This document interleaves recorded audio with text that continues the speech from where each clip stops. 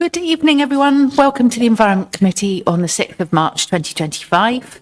A bit of housekeeping before we start. There's no fire alarm planned for tonight, so if you hear the alarm, please make your way to the nearest fire exits, which are clearly marked. Main one over there. Please ensure that your mobile phones are switched off or on silent. Try and restrict yourselves to only using technology for the purpose of using the ModGov app to access the document pack. This meeting is being recorded for live and subsequent broadcast, so hopefully everybody is happy with that. Just drawing that to the attention of the member of the public who joins us tonight. Good evening.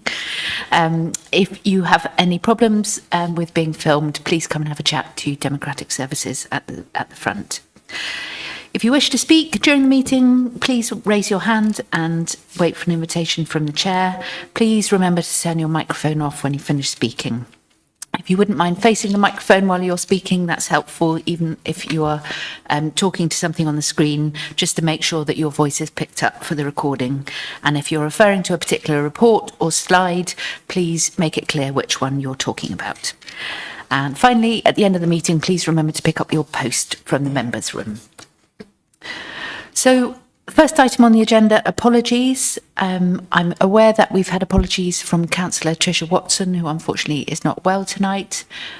We haven't got Councillor Demelza, I've forgotten Demelza's surname. Turner Wilkes. Turner Wilkes, that's it, sorry. So she may join us in due course. We haven't had apologies yet. And we've got a full complement from the other groups. I think I'd like to welcome Councillor Terry Kennington to us, to the committee tonight, replacing Councillor Chris Haynes. So very happy you can join us. So no further apologies. So I'll move straight on to item 2, declarations of interest. Do any members need to declare anything in tonight's agenda? No? Great. I'll move on then to the minutes. So these are the minutes of our meeting of the 23rd of January. Are members happy for me to sign these minutes? If you are, if you wouldn't mind nodding or raising your hand. Yes, great. Thank you very much. Just sign those now.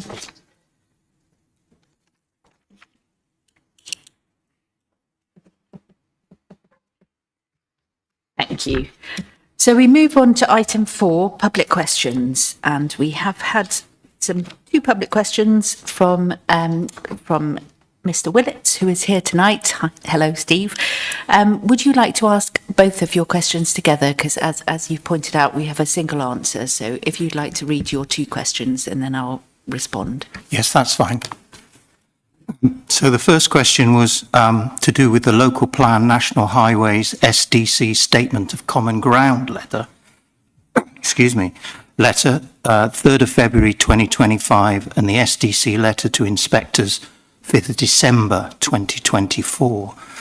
Section 3 in the Statement of Common Ground headlines that critical and material areas to ensure a sound plan are still not agreed, that were required to be completed by the inspectors. Government funding is not identified, delivery of junction schemes unlikely within the plan period, developer contributions phased to ensure viability not being delivered early enough, and traffic modelling still to be done to test the assumptions on allocation impact on junctions. In Stroud District Council letter to inspectors dated 5th of December 2024, it was stated by the Chief Executive, on behalf of SDC, I am pleased to confirm that all tasks outlined in your letter dated the 5th of February have been successfully completed. Please explain how all tasks are stated as completed, yet critical and material areas are still not agreed and work is still to be done. And then the second question was to do with the Local Plan Inspectors Letter 7th of February 2025 and SDC press statement of the 12th of February. In the public response to the letter, you, Chair, said, but the Council contests some claims made by the inspectors and believes these need to be addressed. What claims in the letter are contested, And crucially, please explain why you believe contesting them is material to affecting the conclusion of requiring SDC to withdraw the plan. Thank you. Thank you very much. And I'll just read our response. The Stroud District Council draft local plan is still under examination, and these questions cover areas that are still being discussed and disputed by the council through the formal examination process. The council responded to the inspectors on the 3rd of March 2025, outlining its concerns and highlighting factual inaccuracies in the inspector's letter dated 7th of February 2025. This includes the areas covered in these questions. The response will be published by the inspectors shortly, and it would be inappropriate for the council to comment ahead of that time. Would you like to ask a supplementary? Yes, please. The supplementary to the first question. In section 5.5 of that statement of common ground, it says, National Highways is concerned that in the absence of substantial government contributions, there will be challenges that the proposed improvement schemes at M5 junctions 12 and 14 could be delivered within the planned period. Similarly, National Highways has concerns that any local contribution would not be available to deliver junctions 12 and 14 early in the planned period. Still, neither junction appears in National Highways Road Investment Scheme to 2030, confirming the lack of priority, and also worth noting that GCC Community Infrastructure Levy Joint Committee has not prioritised Junction 12. Does SDC agree with National Highways' position on this? And if so, how can the plan be made sound? Or perhaps in planning parlance, are soundness matters to be reserved for later? Thanks, Steve. I could attempt to answer that now, but I'm not sure as a non-planner I'd do it justice. So if you're happy for me to do so, I will get you a proper technical response from officers to that one. Sorry. Yes, that's fine. Thank you. Thank you very If much. I can ask a supplementary to the second question, please. Absolutely. Tomorrow will be the 2-year anniversary of Councillor Braun's 7th of March 2023 opening address to the hearings, where she said, and I quote, "This is the best we can do given the constraints." I wondered at the time if that was a coded way of saying to the inspectors that they were being asked to accept the plan despite the soundness flaws. Well, thankfully, on behalf of the community, the inspectors did not do that. In their letter, the inspectors state, "We believe we have been pragmatic throughout," and they continue, "We're mindful of the Minister of State's 30th of July 2024 letter to the Chief Executive of the Planning Inspectorate, in which he states, pragmatism should be used only where it is likely a plan is capable of being sound with limited additional work to address soundness issues. This is not the case with the Stroud plan," they conclude. It'd be interesting to hear the Planning Board's verbal report later and the inspector response to the 3rd of March letter, of course. But do you agree that the inspectors have bent over backwards and allowed much more than limited additional work?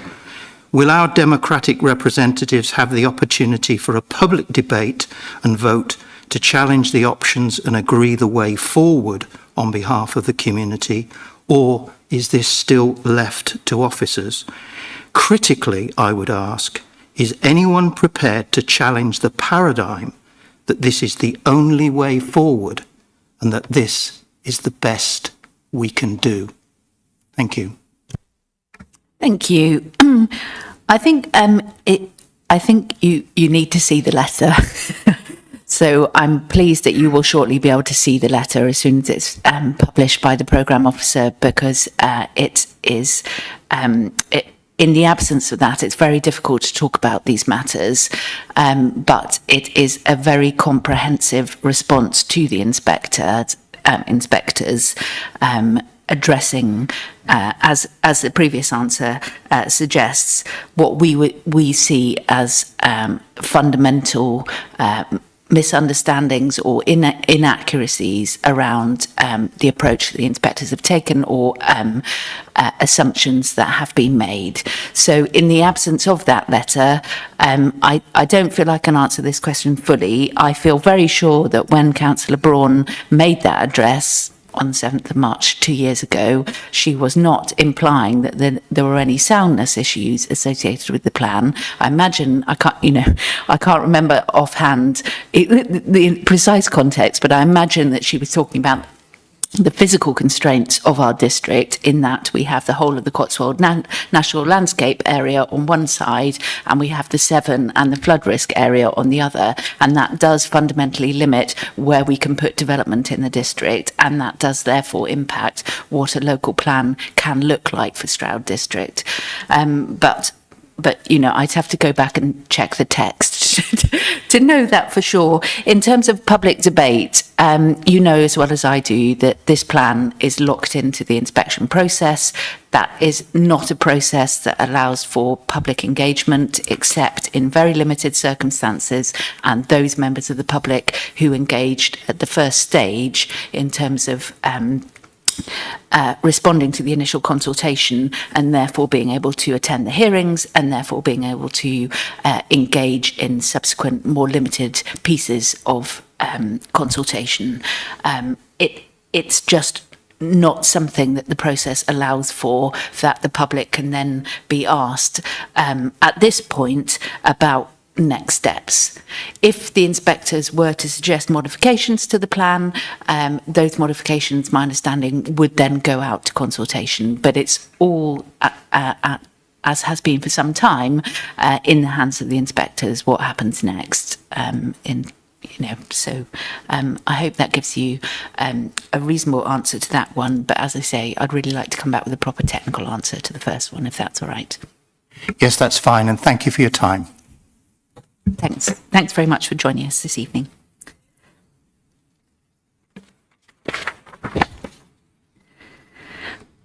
So we move on to item 5, member questions, and we don't have any member questions this evening. So we will move straight on to item 6, which is our budget monitoring report for the third quarter of 24-25. And I'd like to introduce Adele Rudkin, accountant, to present this report. Over to you, Adele. Thank you, Chair. So this is the third quarter of budget monitoring for this committee. And we will have been evaluating the data as at the 31st of December. Again, the forecasts will be projected on where you are going to be at the year end. So all of those variances in forecasts will be where the officers expect those variances to be at the 31st of March. If I briefly take you through the report, hopefully you may have had time to have a look through. We start off with some narrative, which is giving you the latest budget for this committee. And then the projected net revenue underspend of 473,000, which I will come to in a minute and outline where that has come from. Also within the report is the capital programme for this committee. So, probably the first place to start is table 1. So this is a list of services with the forecast outturn and the variance for this committee. They haven't changed dramatically in a number of circumstances for most of the services. The big ones is on the waste and recycling. And I'll come down to the narrative on that in a minute. We report any variances that are plus or minus 20,000, and that narrative will be included within the report, which is below the table. You'll also see in their transfer to reserves, this is something that we've now put quite a lot more detail around to help members understand where money is going backwards and forwards or proposed to go to reserves according to the funding that's there. So, as I said, probably the biggest one to talk about is the waste and recycling underspend and some it's a combination of that and overachieved income.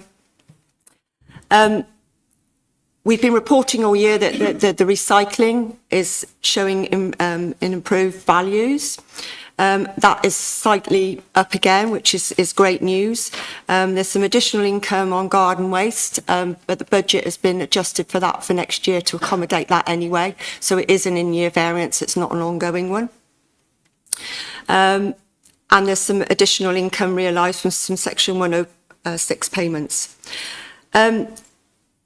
The Ubico contract, which is obviously separate from those, is forecasting quite a large variance.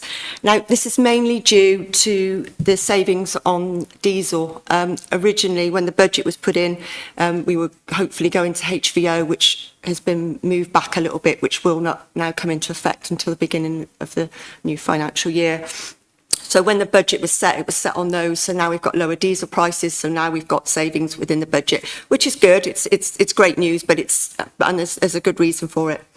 There's some additional things in there, some savings on vehicle repairs, where we've had a long lead time in on new vehicles where they've come in. So we're not having to repair the old stock.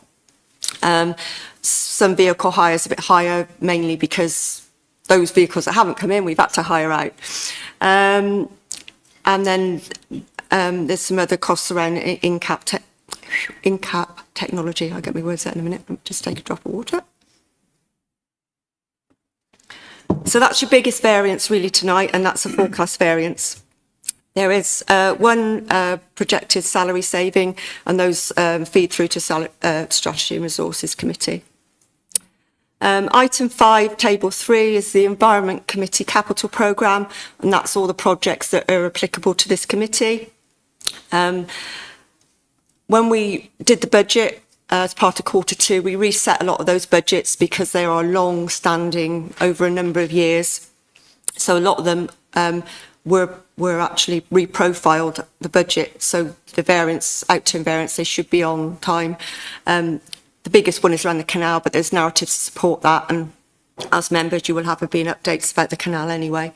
And below this table is narrative around all of those specific capital programme. And then finally, the very last appendix is a further breakdown of those services that are in Table 1 with just a little bit more detail. Happy to take any questions. Thanks, Adele. Any questions from members? No? Thank you very much for that extremely clear report. So I will read out the decision then. The committee resolves to note the outturn forecast for the General Fund revenue budget and the capital programme for this committee. Do we have a proposer? Martin, thank you very much. And the seconder? Yes, Sarah, thank you. Do you wish to speak, Sarah, or would you like to reserve your right? Okay, so we'll go into debate. Would anyone like to comment on this report? No. So I'll come back to you, Sarah. Did you want to say anything?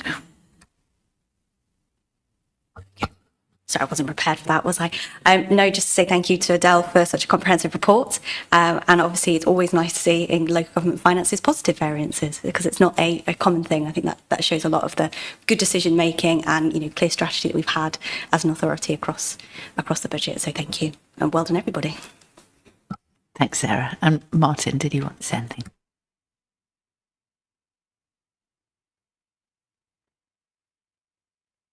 No, I'm here. Well, just to also thank Adele for her usual clarity of presentation and the work. Thank you. Great, so we will go to the vote then. Please raise your hand if you are in favour. Super, that's unanimous. Thank you very much, Adele. That's short and sweet.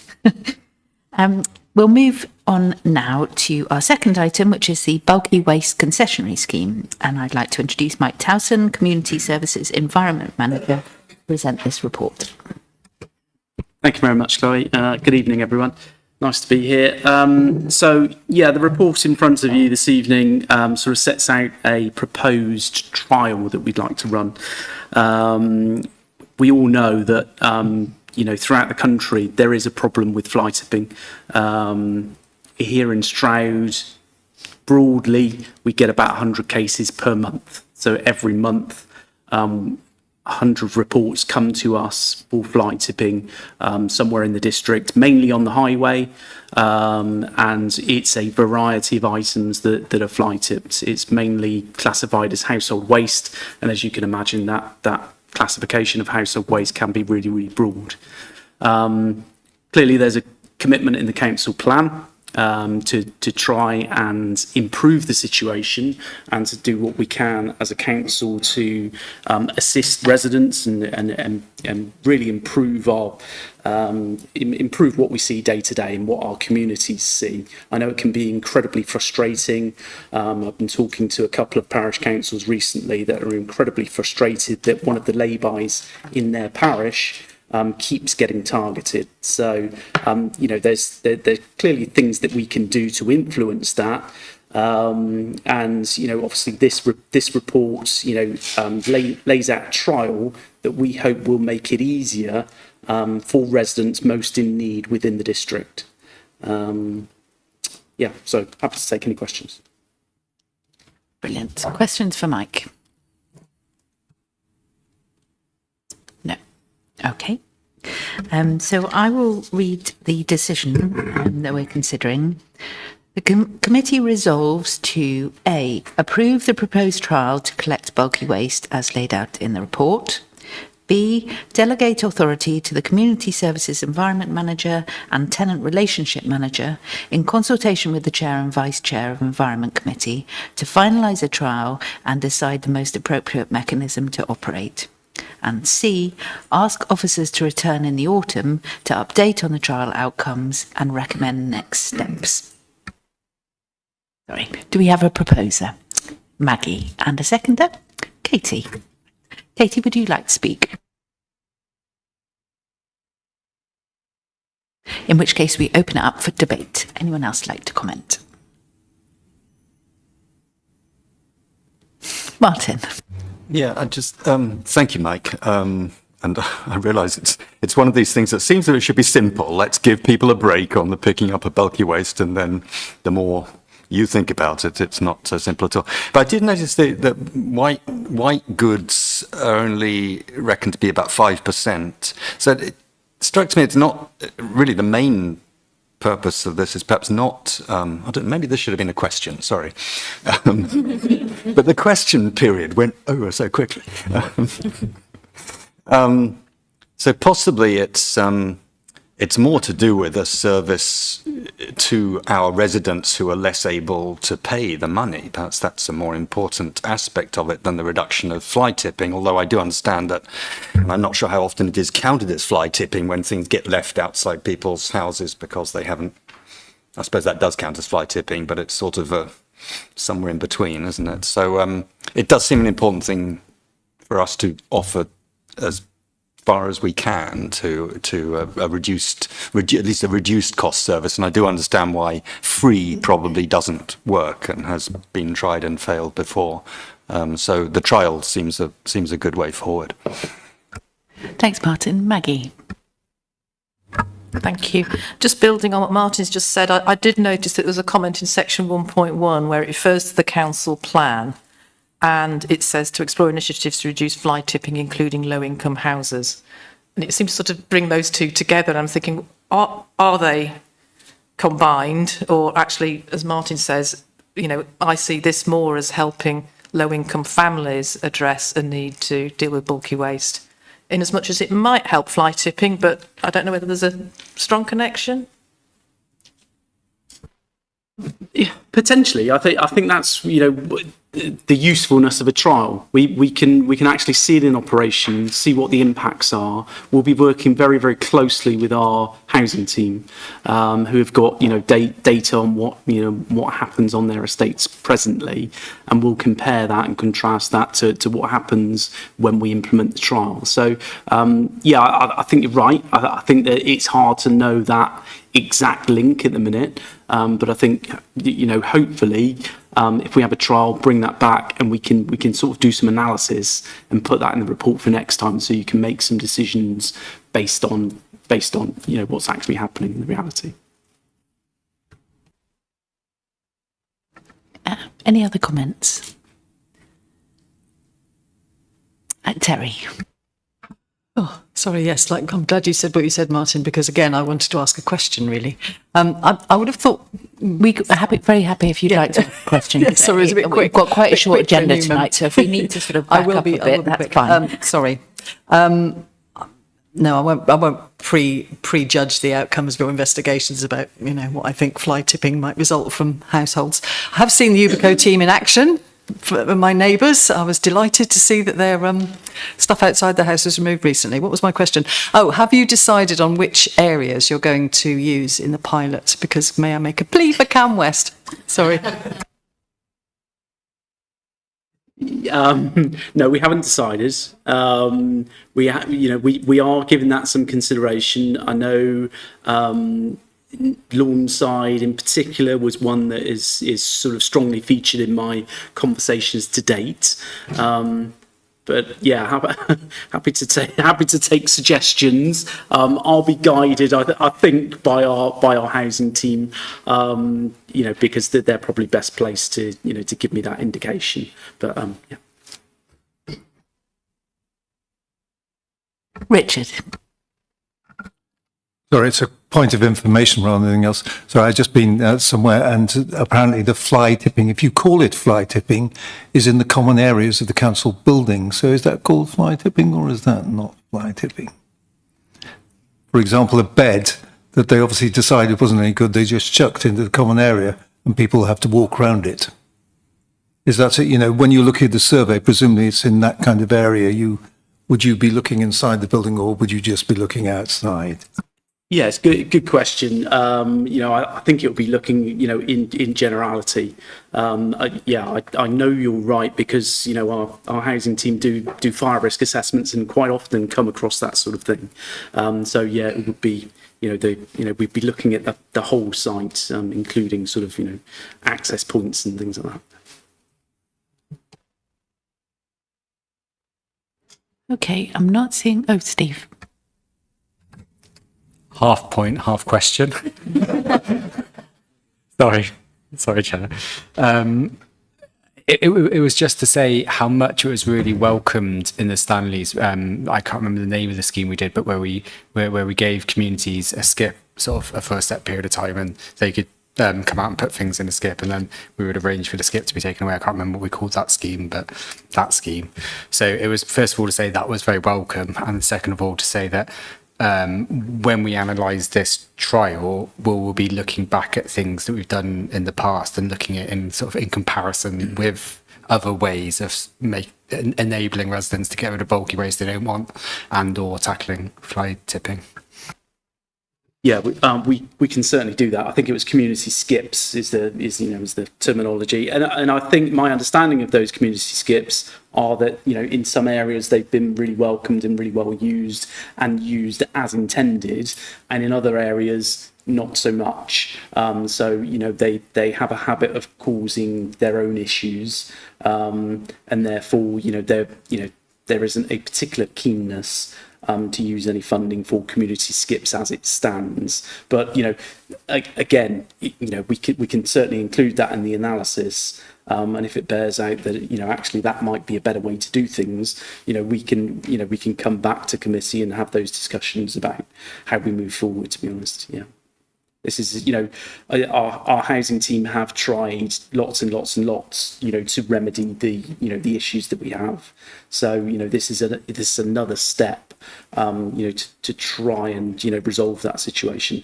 I don't think it's going to be a magic solution, but, steps in the right direction are what we're looking for. Okay, not seeing any more comments, so I'm going to come to Katie as seconder. Would you like to speak? Thank you. Yes, thank you, Mike.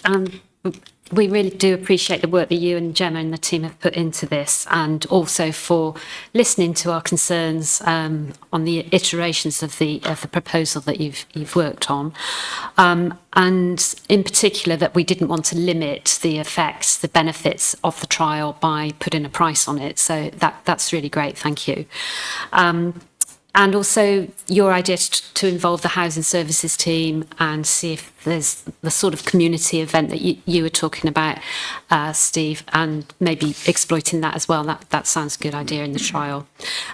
Coincidentally, last week I was talking to a ward resident who was on her way to the recycling centre, and she said she didn't know about the pay for bulky waste collection.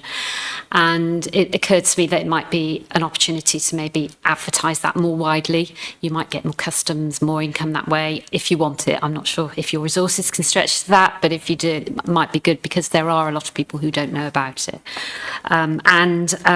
Also, the thought came out that post-trial, maybe at some point down the line, to think about enforcement and how to announce the enforcement so that people see the implications of what they might be doing as well, possibly. But I think it's great. Thank you very much for your work, and I recommend acceptance. Thank you very much. Maggie? Thank you. I'm also really pleased that this modified waste collection trial has come to committee. With the original suggestion to just reduce the price from £25 to 10, I think wasn't really doing it because, you know, if you're already struggling, feed the family, heat the house, you're going to struggle to pay £10, let alone £25. So I was, wasn't convinced about that. So it's great that we've actually moved to this free of charge trial. And talking with residents and community workers in Lawnside, it's just another plug for Lawnside, everybody. They also mentioned that there's a mental well-being aspect to this as well. You get residents who know that, they don't want to see that thing outside their front garden, but they just don't have the means to do anything about it. So I think, it helps, this scheme will actually help people, have a bit more pride in where they live and help them to address things that they, just don't have the means to tackle. So yes, we know residents wanted to take action on this. It was one of our Labour pledges. We really wanted to do something about it. I'd like to thank, again, as Katie did, officers for taking time. Gemma answered a lot of questions, I think, from many of us in the group, because it's quite complex. There are quite a lot of complex factors here about behaviour, about costs, about trials that worked and trials that didn't. And I think that's come together really well in this paper. So, and also with involving community services and housing services, it's all looking good. So yes, I'd recommend this paper to members. Thank you.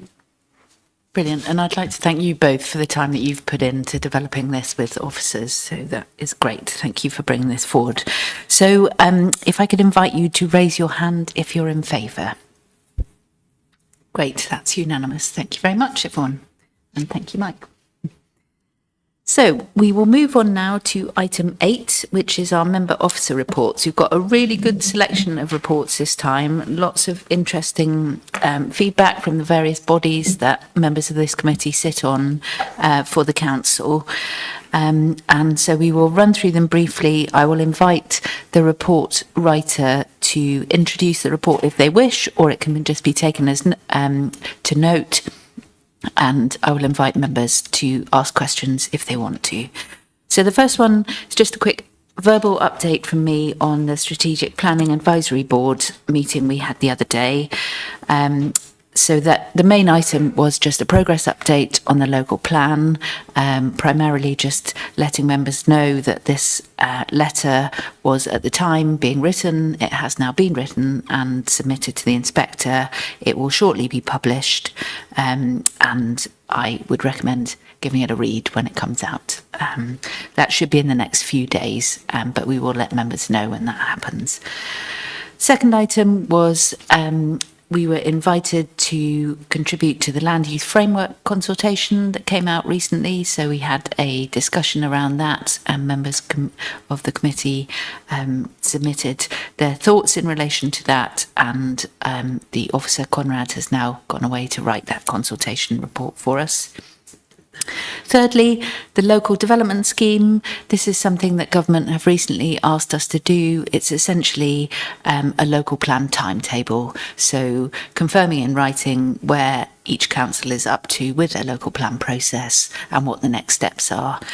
So that's quite easy for us, and we are putting that together, and that will come to the next Environment Committee for this committee to approve. And finally, we said farewell to our head of development management, Geraldine Lecointe, who is a member of the SPEP board. So that's it from me. Any questions on that? No? Yes, Holly. Sorry, just a quick question. Obviously, in light of Geraldine leaving and appreciating not necessarily as part of the local plans team, but the feeding in, just how that works with progression of the local plan and all the uncertainty. Is there a plan on board for replacement and succession planning, that kind of thing? So the recruitment process is already underway, I believe, but actually Geraldine did take a leave of absence not so long ago, and during that period, her second in command was acting head of development management. So I'm assuming that will be the arrangement in the meantime. So that's a sort of tried and tested route. So I personally don't have any particular concerns over that. But, Right, next item is the Stroud Town Council Regeneration Working Group, and thank you very much, Katie, for your report. Anything you'd like to highlight for members, or just move to questions? No? Oh, any questions for Katie on that one? No. Well, thank you very much. Third item is the performance monitoring report for the Environment Committee. So this will be one of the final reports under the the old council plan, before we move to monitoring under our new council plan, because this was for Q3 of 24-25. So there's some quite interesting updates on some of the work around natural flood management and on our active travel work. We're making a lot of progress there. We've installed 300 bike stands, for example, across the district with Life Cycle, and we're just going out to our third round of funding on that, which has been very successful. So that's been positive. Chris Haynes, who was involved in the meeting on the performance monitoring alongside the Youth Council, no longer sits on this committee. But if you do have any questions on this item, I'm sure Brendan would be able to take them. So any questions from members on this one? No? Okay. So we move on then to Climate Leadership Gloucestershire. That's back to me, and a verbal update because it was the 13th of February, not so long ago. So we have a new chair for that committee, Kate Cody, who is the portfolio holder for climate at Tewkesbury Borough Council.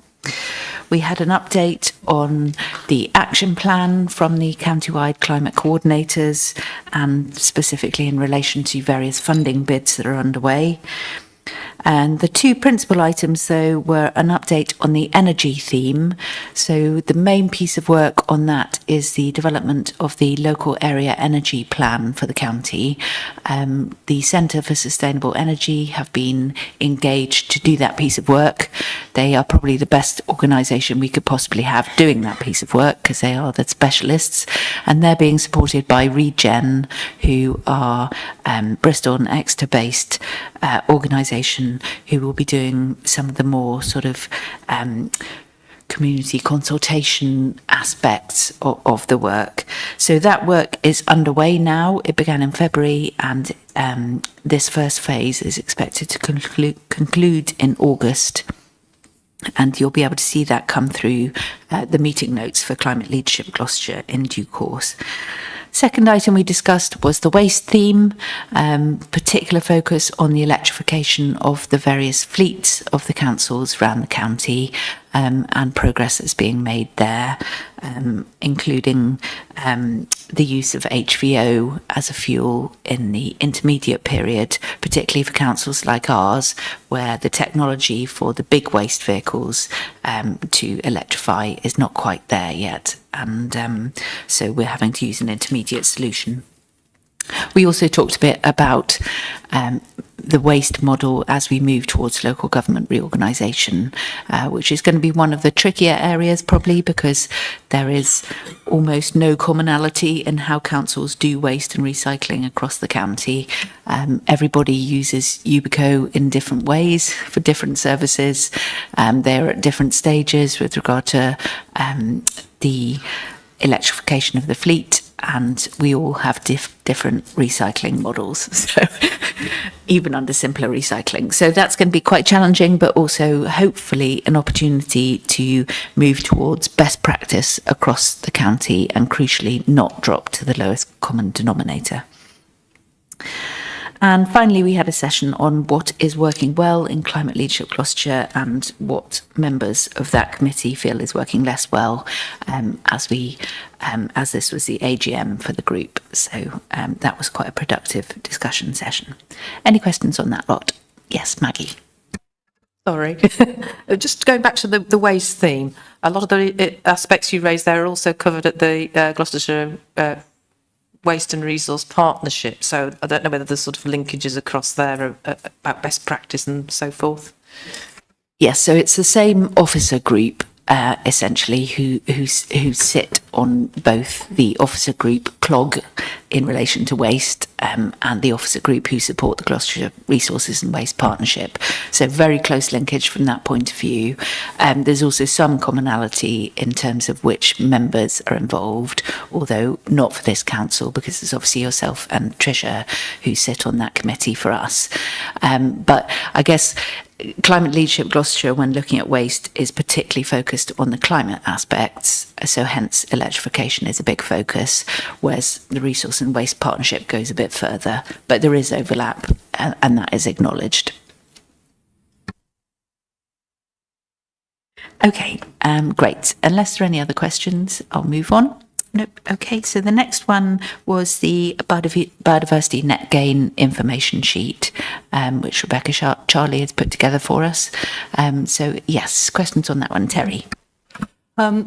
Yes, just wanted to thank you for this very useful information sheet, actually. We think this is a very exciting possibility for our district, helping secure, public ownership and useful sustainability out of the land for a decent period of time. So we would like to explore the use of this for our district, maybe with a feasibility study. I mean, I know there's some steps set out here about how you might go about that. It's really good that we can actually have a sort of economic model that benefits our communities, and would like to, encourage officers to help us explore that possibility. Oh, and put it on the work programme. Yes, sorry, I'm not used to that. I'd be really keen to support that. I mean, it's unusual biodiversity net gain, isn't it? In that it is an income generating scheme. So that does make it easier if we were thinking about, for example, funding it with debt, perhaps through a climate bond or something like that.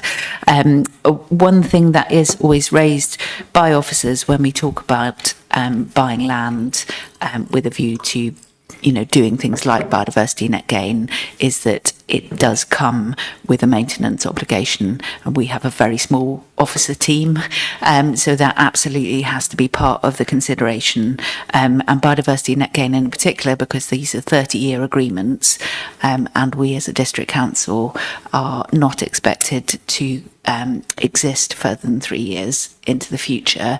That is a consideration, so that's not a reason for not doing it, but it's just something else that we have to factor in. But it looks like you've got another comment, so you come back, Terry. Apologies, everybody. I did forget to say that we would work with stakeholders, local stakeholders on this, so that it's not just the council that has the responsibility for the maintenance of this, but we'd be involved in this very sort of positive development. Yeah, and that's something that we do on our land. So, for example, at Salmon Springs, where we work with Stroud Valleys Project, who did all the tree planting, and it's definitely something we could explore. So, yes, keen to get it on the work plan, and potentially it's something where we might want to look at doing a task and finish group as members, and have representatives from this committee to sit on that task group. and work through what the options are, whether that's on our existing estate, or is there potential to expand and look more proactively? So I'll be really happy to get that on the work plan. So we'll come back to that later when we come to that bit of the discussion, if that's all right. Any other questions on that one? Yes, Holly. Thank you. Sorry, just a quick one. Yeah, my question was going to be just in terms of if the council wanted to put forward its own sites for offering biodiversity net gain credits, how would that work with devolution? But yes, you basically already answered it. Yeah, I mean, I think it's going to come up with everything we do from now on, isn't it? But I think it's something that is still a valid piece of work, and we've been given a clear steer by government that we should continue business as usual. And this is something that we already had sort of on the back burner as something we wanted to consider. So we're not going to go wild and start buying up huge chunks of Gloucestershire, but if there are opportunities that make economic sense, and particularly working in tandem with the Gloucestershire Nature and Climate Fund that's already set up and that is doing fantastic work in this area. So if there are opportunities to partner with them in a model that's sort of quite sustainable and working on a not-for-profit basis across Gloucestershire, I think that could, that feels like a safe way to proceed. Yeah, okay, great. Moving on then to the joint Berkeley and Albury site stakeholder group. Thank you very much for this update. That was Richard, wasn't it, doing that? Was it? No, oh, sorry, it was Maggie. Yes, yeah. So between you, I remembered that you've got a selection. So questions, well, Maggie, is there anything you'd like to say first in relation to the report? Only that it's about the decommissioning programme that's going on at Albury and Berkeley, and to say it's completely on track, and the regulators were there and confirmed that everything is being done according to safety standards, to reassure everybody. Because it's just decommissioning. I know there's an interest in the new, what's it called, small modular reactors. This group doesn't cover that, but they do mention it. So that's another interesting thing that comes out of this group. So I kind of put a little bit in there if I can get any snippets on that as well. Although, of course, that's not it. It's not projected to be in the district. It will be Albury rather than Berkeley. We understand. Yes, although I'm sure a lot of the associated infrastructure will be in the district. So yes, that's really helpful. Thank you. Questions for Maggie? Nope. Okay, well, thank you very much for that report. Stroud Valleys Canal Company. So this one was you again, Maggie, wasn't it? Yes, I was standing in for John for this one. Not really anything particular to report, but happy to take questions. Questions for Maggie? No, thank you. I know that it's a time of great change for that organisation potentially, so it was really helpful to have your report. Thank you. So we had an update on our recent natural flood management stakeholder meeting from Richard. Thank you. Richard, anything you'd like to say? No, apart from I did have an incredibly enjoyable scramble through Cranham Woods with George, who seemed to be a very enthusiastic young person, looking at all the different flood management that had taken place there, which was quite interesting, because I know a bit about it and I've seen it before, and it's slightly different to what I expected.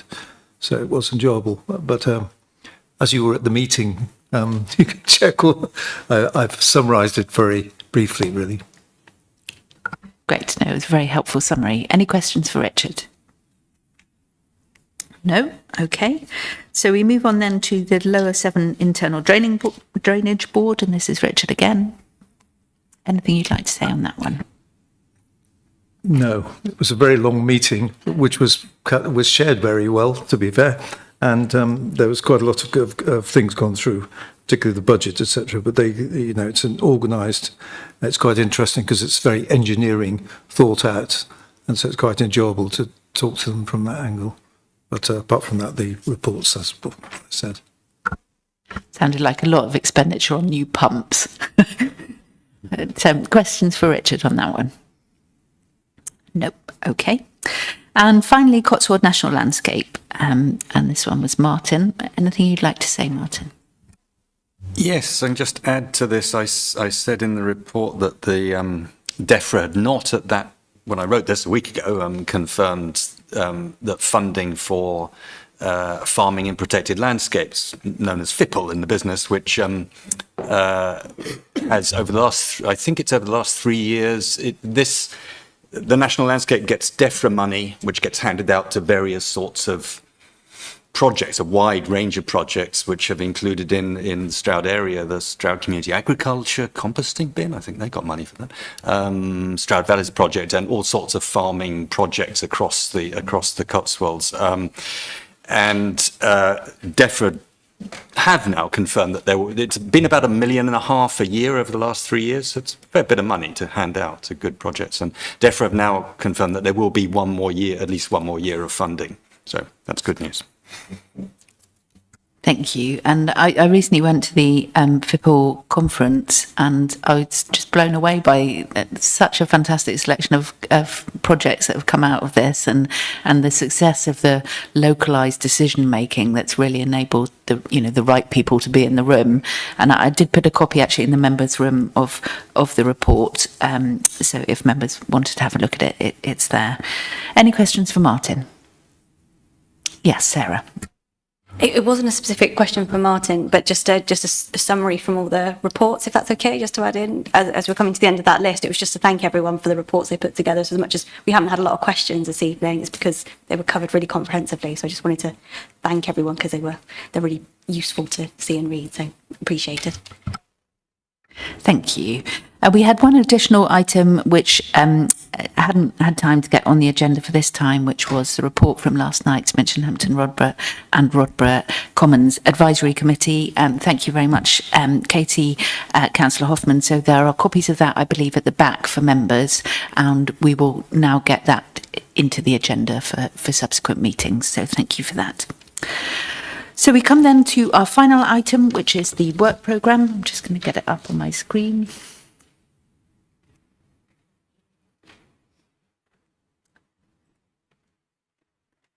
This is something of a blank sheet at the moment. So all we've got at the moment in June is the local development scheme update, which, as I mentioned earlier, is just essentially a timetable for the local plan. So that meeting looks very quiet. I think that's the meeting that is quite often quiet. It's just the nature of the things that we have to do as we go through the annual cycle, is that we do get little bunches of things. So we may look at the timing of that item, whether it has to happen then, because if nothing else is on the agenda, it might be that we choose to cancel that meeting, but we will discuss that with Democratic Services. But we then have in September, we've got our usual budget monitoring report. Similarly, in December, we've got budget monitoring, and we've got the SIL allocation. Feels like we've only just done that, but and the start of the reporting on this new financial year 25-26. And then nothing currently in February. So all that we've got on our sort of very short long list at the moment is there is interest amongst members in revisiting the area of single use, not just plastics, but single use generally. That's something we've had a task group on previously, and I think we'd like to go back and take a look at whether processes that were recommended as a result of that task group have been embedded in the council, and whether there are additional things that we should be doing. And this ties in to our council plan objectives around this, and on the rollout of the refill scheme, for example, and water fountains and things like that, but also how we do council catering when we're doing that, things like that. So if members are happy to, we might kick that off with a sort of meeting for all members, and then if there's interest, perhaps look at doing another little task group off the back of that, for anyone who's interested in participating. So we've got that. As we mentioned earlier, Terry mentioned, we've got biodiversity net gain is an area of interest. So I think we should definitely move that forward to a smaller group. I don't mind what we call it, whether it's a task group or not. But if anyone who's interested in participating in that work could perhaps let Daisy know, and then we can pull it together and make sure that we've got the appropriate representation from groups, but would be keen that anyone who's interested can participate as well. But anything else that anyone would like to add to the agenda? Yes, let's start with you, Katie, and then come to you, to Terry. It was just to say that the results of the trial for bulky waste should be coming back sometime in the autumn, I think. So we ought to put that on. That's a good call. We will definitely get that in either September or December, depending when Mike thinks is the appropriate point. I think we will have the climate and nature strategy coming in at some point, because we've got the workshops happening in June, and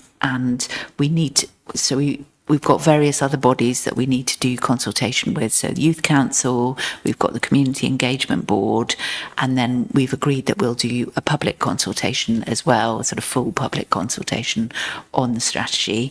And then it will come back to us to actually approve the strategy. So we'll need Chris to feed in what the timing for that is, whether it's, say, December that we approve the strategy, but that will be populated in here. So Daisy, if we could ask Chris to let us know when the right time for that is, that would be great. Yes, Terry, sorry. Excuse me not knowing this. How can members be involved in the community infrastructure levy spending allocations? Sorry, this is a bit out of sequence in your questions. What process does that undergo, and how can we get involved in that? So we're very involved in that. So Krista, who is the officer who looks after this area of work, starts the process with a members' information evening, which all members across the council are allowed to participate in, but it's of particular interest clearly for us. And that's really around letting members know, or reminding members who've been involved in the past, what SIL is and what the process is that we have to go through. So what kind of infrastructure can SIL funding go towards? What areas in the district can it go towards? So areas of strategic housing growth, and how the process of decision making works, essentially. And then Krista will also outline where we've got to with this year's process. So the process opens, I think, in about April, and it closes in September in terms of infrastructure providers being able to bid in to this year's allocation. Then what happens is there is another session that is just for members of this committee and for strategy and resources, and that is where all of the successful in getting to the short list bidders attend, and it's a purely factual evening where members are allowed to ask factual questions, to know more about the projects if anything isn't clear in the reports that have been submitted. Then we have the Environment Committee meeting itself.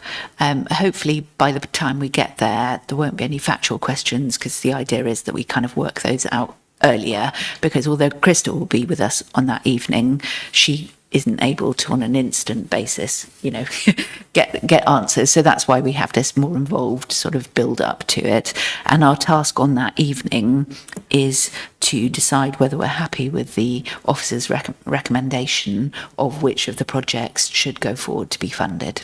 So sorry, that was rather a long answer, but there are lots of ways for us to get involved. And Krista is really happy to speak to any member at any point if you would like deeper understanding of any one project or the process as a whole. So please feel free to contact her. Maggie. Just to say, I think we've spoken before about potentially having a working group around the carbon emissions trading scheme for the Javelin Park incinerator, because that's the forthcoming one. I wondered whether we'd heard back from the letter which was sent to GCC about information, the implications of that yet, Chloe? No, so I've chased that, and I did get a response to say that they are very aware that they haven't responded. At the time, a relevant officer was on leave, but unless they're on a kind of sabbatical, we really should have the response by now. So I will ask. Well, in fact, I might do it myself, actually. I will send another chaser because we really ought to have had a response by now. So it's Sarah Danson who heads up Waste and Climate at GCC that is dealing with it from their point of view. So I will write to her again and ask her if we can have a response. In terms of task group, though, what would you like to see? Well, I know that Tricia, you know, she's not here tonight, but I know we'd sort of talked about the fact that there are options that, as a collection authority, I mean, setting aside what's going to happen in the next few years, a collection authority can do to reduce some of the potential liability of the costs that would otherwise be then transferred from the operator of the facility to the residents through council tax. So it's really about looking at that side of things. You know, we might need an options paper, but first of all, I think we just need the information, don't we, about what the potential impacts are going to be from the operator of the incinerator. So my suggestion would be, I'm not sure we need a fully fledged task group that is serviced by Democratic Services. What might be best is just if the waste nerds in this group get together alongside Mike, and we do it that way as a sort of informal meeting, and anybody who'd like to be involved can do, but probably so let me chase Sarah, and then off the back of that, let's get something in the diary to do that. Yes. I was going to say, while I'm on the theme, I don't know whether you were going to just put your hand up.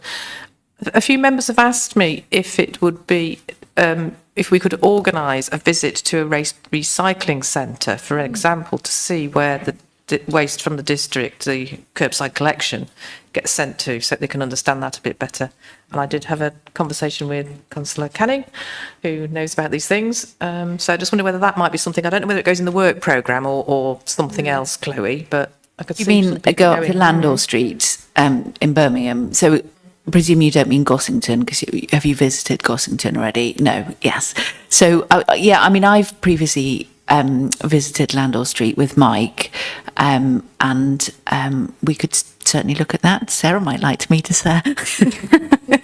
Well, yes, I'm happy to take it away as an action with both my councillor and my professional hats on, because obviously it overrides the two. We also, Suez also operates a materials recycling facility in Avonmouth, which might be more accessible to members, because it's slightly closer in terms of transport. Very similar process, but for various reasons, Stroud's recycling goes to Landor Street. So depending if anyone has a preference, I'm happy to reach out to either team. I would, Councillor Watson had already asked the question, so I have already reached out to the team at Avonmouth, but due to staffing changes, I haven't had a response yet, so I can follow that up if that was the preference from the group. So can I take that one away and chat to Mike, like the idea in principle, just check that he's on board, and then if we can work with you, Sarah, then that would be great.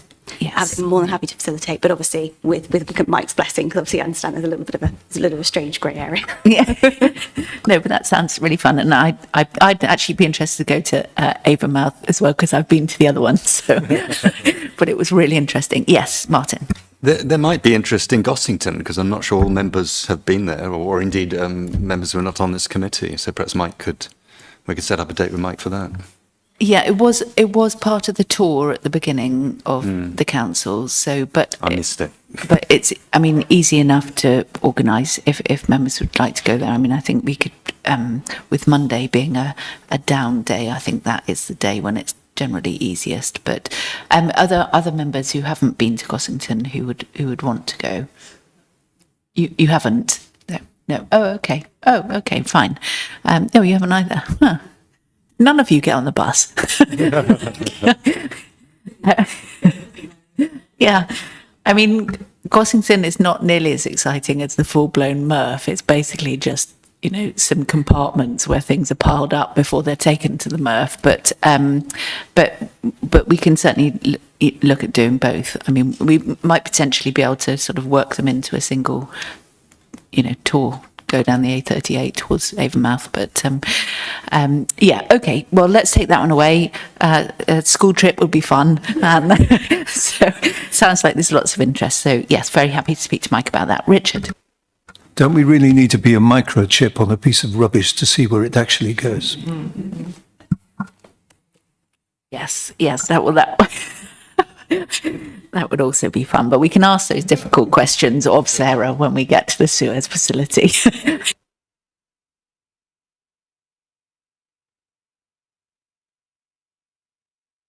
Okay, great. Yes, Sarah, you go ahead. Yeah, it was just to come back on Councillor Dutton's previous point around Javelin Park and ETS, was just from a policy perspective, is that there hasn't actually been an official announcement yet about whether operators can actually pass the cost back to local authorities. So that I'm not quite sure when that decision is, so I can clarify that point and come back to you, because we might just want to wait until that decision's firmly made, because then we'll have clarity about what the operators at Javelin Park can and cannot do, and how that will then affect us and our neighbours. Thank you. And I think that also plays into the reluctance of GCC to answer our letter, is that those kind of clarifications are not yet available. But some of the questions could certainly be answered now. So I will still push back on why we haven't had a response. Anything else from anyone? No? Okay. Well, thank you very much, everybody, for your participation. And